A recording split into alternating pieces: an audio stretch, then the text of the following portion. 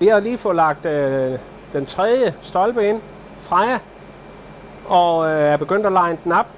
Og der har vi fået lavet sådan et par beslag til fra vores lokale smed, så at vi kan hænge den op, og så vi kan dreje den rundt, når den er blevet bearbejdet på den ene side. Så har vi, for at vi har kunne lave det her, der har vi måttet lave en lem i vores fræser. Så har vi jo rettet den lidt til groft udenfra, og når vi nu kommer herind i maskinen, så skal vi lige have taget et mål her, og så have det finjusteret. Det gør vi til forkanten af bordet her på fræseren.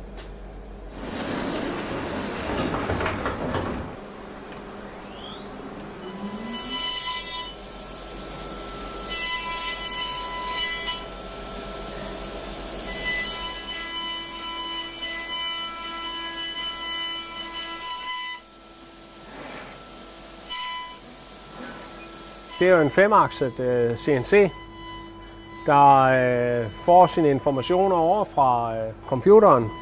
Og der har vi så et CAD-CAM-system, at vi programmerer de tegninger, vi har fået fra arkitekten. Og det omsætter det så ind til det, fræseren den laver. Vi er jo ved at fræse stolpe 3. Og så regner jeg med, at vi får nogle tegninger, det vi blev lovet, på den sidste stolpe her sidst på ugen, så at vi kan begynde at programmere den, så vi kan få lagt den ind på tirsdag og onsdag, og så vi kan blive færdige til den første, som vi har lovet. Ja. Det vil sige, at Kasper sidder derhjemme og arbejder med tegningerne nu? Det burde han gøre, fordi han er bagud, så han burde sætte og tegne. Ja, okay. Nej, det gør han. Ja. Det gør han.